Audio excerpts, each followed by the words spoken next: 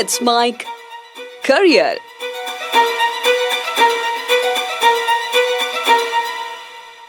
नमस्कार, let's make नौकरी search में आपका स्वागत है। इस कार्यक्रम में हम जिक्र करते हैं केंद्र सरकार और राज्य सरकार के अधीन कौन कौन सी भर्ती परीक्षाएं होने वाली हैं, यानी सरकारी नौकरी आपके लिए कौन कौन सी उपलब्ध है या प्राइवेट सेक्टर में भी आपके लिए जॉब की अपॉर्चुनिटी क्या है।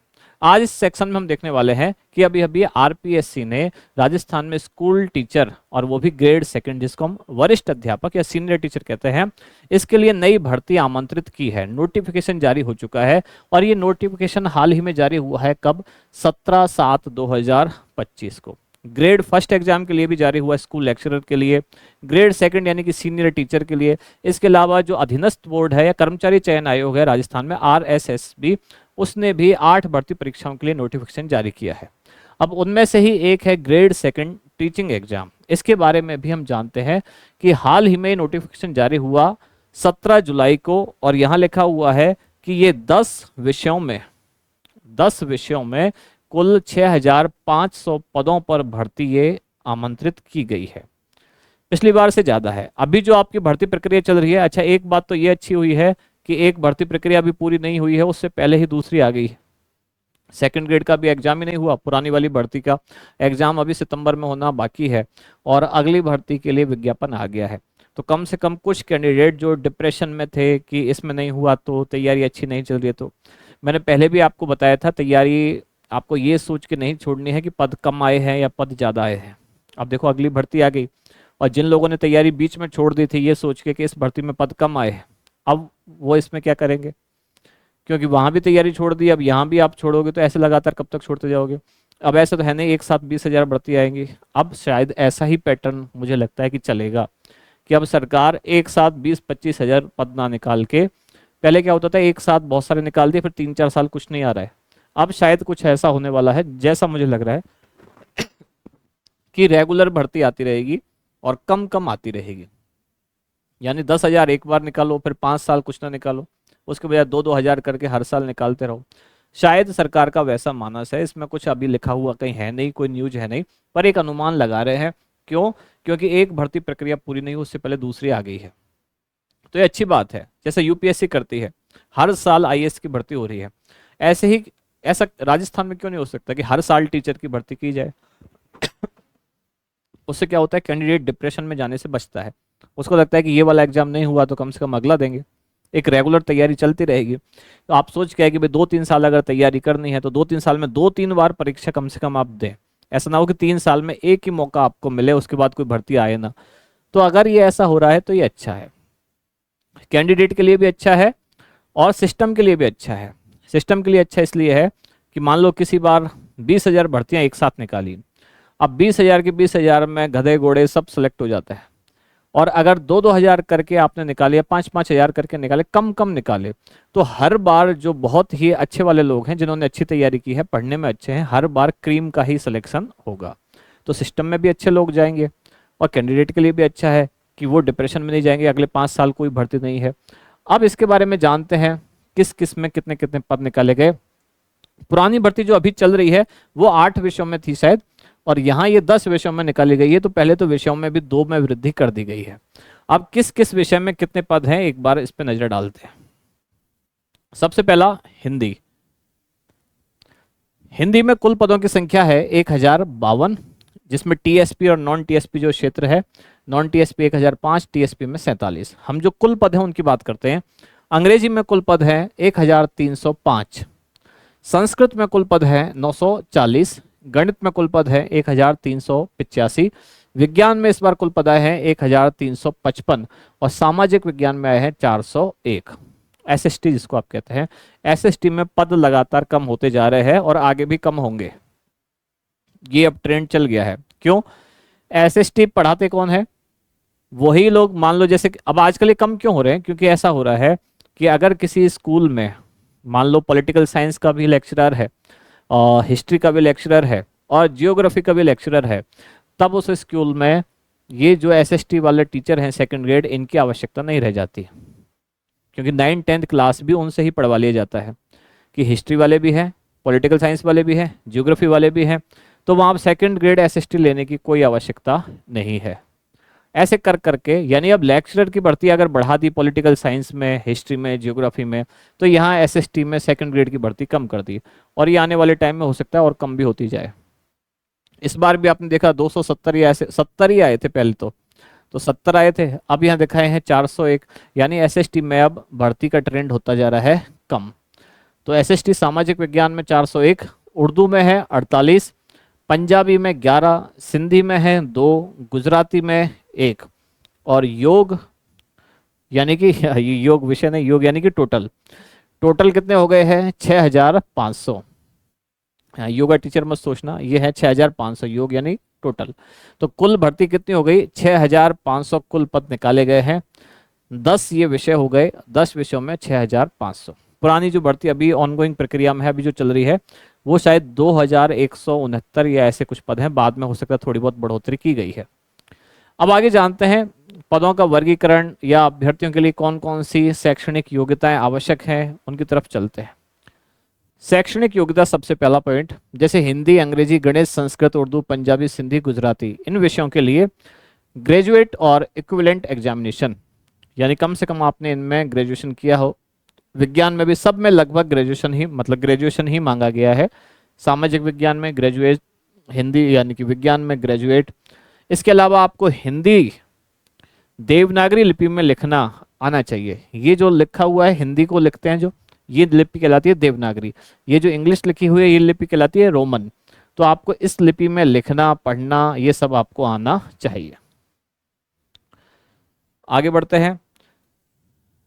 वेतन पे मैट्रिक्स लेवल, इसमें L11 4200, और स्कूल लेक्चरर का हमने देखा था वो है 4800। आयु सीमा न्यूनतम है 18 वर्ष, अधिकतम है 40 वर्ष, यानी मिनिमम 18, मैक्सिमम 40।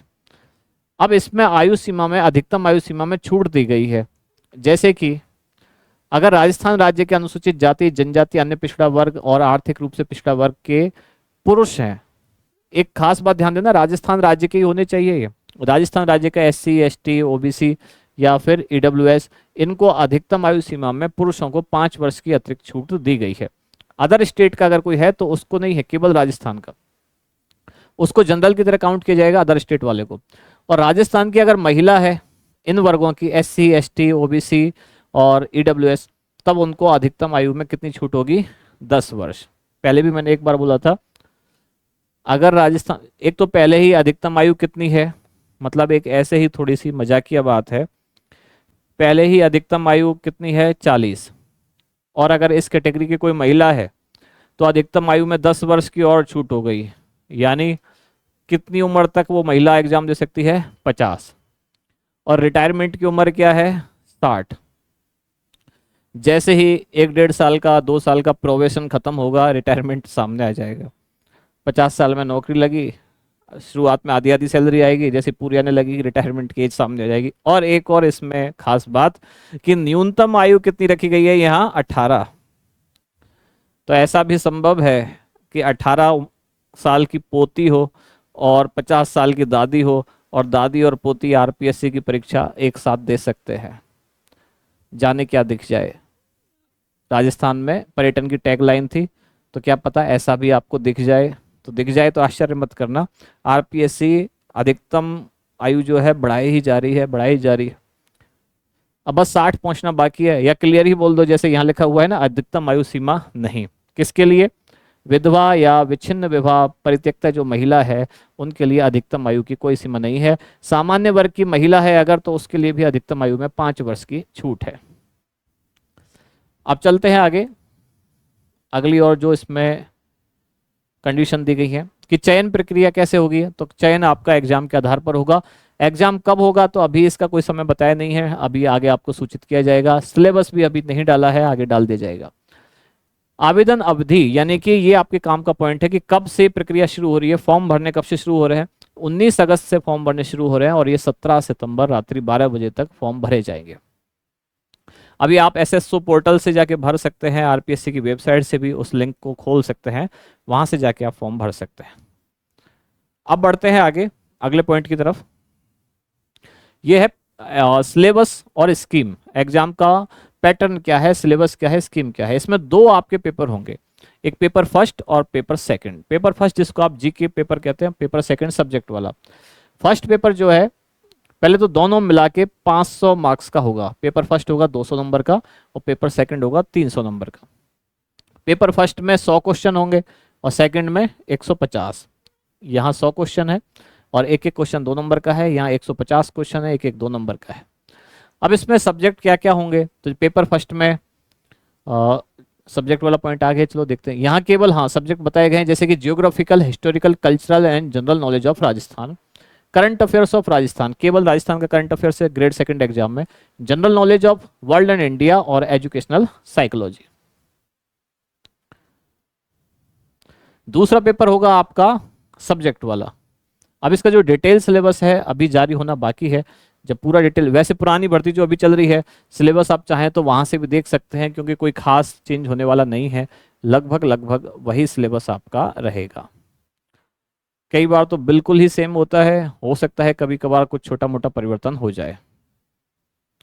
तो अपने काम की बातें लगभग यहाँ समाप्त हो गई है। काम की बातें यही थी कि भर्ती कितने पदों पे आई है, कितनी विषयों में आई है, कब से आई है, कब तक रहेगी, यानी कि एग्जाम का फॉर्म भरना कब से शुरू होगा, लास्ट डेट कब तक है, एग्जाम का पैटर्न क्या है, पेपर फर्स्ट के सब्जेक्ट क्या हैं, पेपर सेकंड के, पेपर फर्स्ट कितने मार्क्स का है, पेपर सेकंड कितने मार्क्स का है। तो अगर आप तैयारी कर रहे हैं और चाहते हैं आगे उसको कंटिन्यू करना, तो अभी 2 भर्तियां तो यही आपके सामने है टीचिंग वाले फील्ड में। ग्रेड 3 वाली भी आ गई है, टीचिंग में सारी भर्तियां आनी शुरू हो गई है। अगर ये कार्यक्रम आपको अच्छा लगा है तो कमेंट्स में हमें जरूर बताएं। लेट्स माइक में जुड़े रहने के लिए धन्यवाद। आप सुन रहे थे let's make more than radio. Follow कीजिए हमें हमारे सोशल मीडिया प्लेटफॉर्म्स पर। It's time for news. It's time for more than radio. Presenting the first radio news app, Let's Mic. Let's Mic, a news-based app on your phone where you get to watch and listen news, talk shows, interviews, radio show podcasts. On Let's Mic, you get all relevant information of TV, print, radio, podcast, and digital. Let's Mic talks about every segment of life.